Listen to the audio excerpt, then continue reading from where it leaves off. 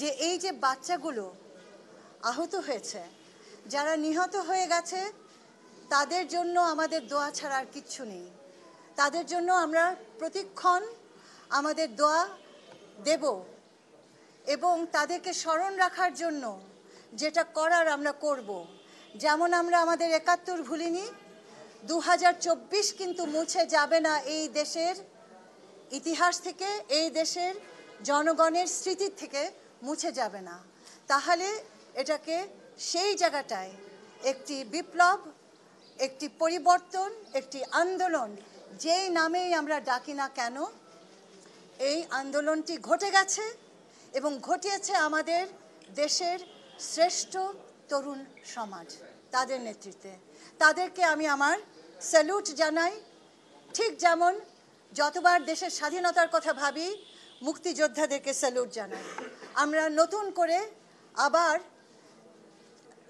ভাবতে শুরু করলাম একটি নতুন দেশ, এটাকে কিভাবে আমরা এগিয়ে নিয়ে যাব। আমাদের পিছনের ভুলগুলোকে আমরা দ্বিতীয়বার ঘটতে দেব না। আমাদের বাচ্চারা যারা এই যুদ্ধ করলো, তাদের প্রতিষ্ঠা, তাদের পুনর্বাসন, তাদের সুস্বাস্থ্য আমাদের প্রধান দায়িত্ব। আমাদেরকে স্কুলে ফিরে আনতে হবে, তাদেরকে আমাদের কর্মে ফিরে আনতে হবে, তাদেরকে আমাদের মূল ধারায় একটা নিরাপদ জীবন দিতে হবে। এইটুকু যদি আমরা না করতে পারি, তাহলে আমরা অকৃতজ্ঞ একটি জাতি বলে আমি মনে করব। তারা তাদের জীবন দিয়ে দিয়েছে বলে আমি আজকে আপনাদের সামনে এই রূপে দাঁড়িয়ে আছি।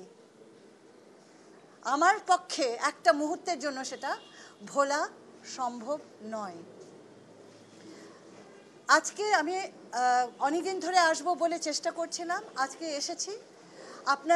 আপনাদেরকে দ্বিতীয় যে কথাটা আমি বলতে চাই, আমার পিছনে দেখতে পাচ্ছেন ডাক্তার সাহেবরা এখানে আছেন।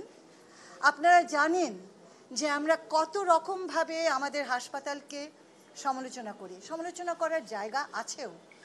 আমাদের ডাক্তারদেরকে আমরা কত রকমভাবে তিরস্কার করি। কিন্তু আজকে আমি একটা কথা বলতে চাই, এই যে আমাদের ছেলে মেয়েদেরকে আমি এখানে দেখতে পাইনি, আমাদের বাচ্চারা যে এখানে আছে, যে সযত্নে আছে এবং যে যত্ন সহকারে ভালোবাসার সাথে আমাদের ডাক্তাররা তাদের চিকিৎসা করছেন, সুচিকিৎসা করছেন, সেটা প্রশংসনীয়। এবং আমি নতুন করে আমাদের স্বাস্থ্য সেবার যে টিম আছে আমাদের দেশে, নতুন করে তাদেরকে দেখছি, নতুন করে তাদেরকে জানছি এবং আমি তাদেরকে আমার অন্তর থেকে সালাম জানাচ্ছি, ধন্যবাদ জানাচ্ছি। তাদেরকে ছাড়া আমরা আমাদের আরও অনেকগুলো বাচ্চাদেরকে হারিয়ে ফেলতাম। আজকে আমি বলতে চাই যে যে ভালোবাসাটা আমি আমাদের ডাক্তারদের মধ্যে, সেবকদের মধ্যে দেখলাম, এটা একদিন সারা দেশে সকল মানুষের জন্য তৈরি হবে। আমি ইনশাল্লাহ মনে করি এই ডাক্তাররাই সেটা তৈরি করবেন আমাদের সাথে। আমরা একসাথে কাজ করব যেন আমরা সেই সুস্বাস্থ্যের ব্যবস্থাপনাটা তৈরি করতে পারি। তৃতীয় যে কথাটা আমি আপনাদের বলতে চাই, সেটা হচ্ছে স্বাস্থ্যের চিকিৎসার পরে কি? চিকিৎসার পরে কি? অনেক বাচ্চারা মানসিকভাবে আক্রান্ত হয়েছে, অনেকে তাদের কর্মজীবন হারিয়ে ফেলেছে, অনেকের পরিবার নিঃস্ব হয়ে গেছে, কারণ এই ছিল একমাত্র তাদের উপার্জনকারী। সেই জায়গাটায় সমাজ কল্যাণ মন্ত্রণালয়ের একটা নৈতিক দায়িত্ব আছে। আমি সেই জায়গাটার জন্য আজকে এসেছি। তাদের পুনর্বাসন কিভাবে ঘটাবো, আজকের থেকে শুরু হয়ে গেল তাদের পুনর্বাসনের কর্মকাণ্ড। প্রত্যেকটা হাসপাতাল থেকে রেজিস্টার্ড পেশেন্ট যারা আছেন তাদের লিস্ট আমরা নেওয়া শুরু করছি। আমরা ডেটাবেস তৈরি করব।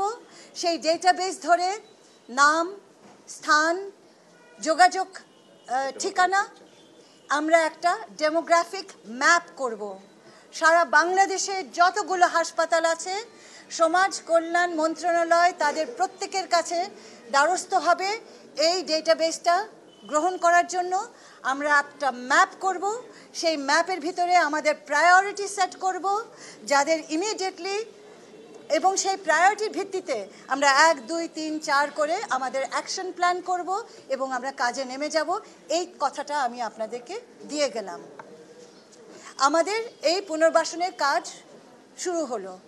তৃতীয় কথাটা যেটা আমি বলতে চাই, এই বাচ্চারা সুস্থ না থাকলে, এরা পুনর্বাসিত না হলে এই দেশ সুস্থ থাকবে না, আমরা কেউ সুস্থ থাকবো না।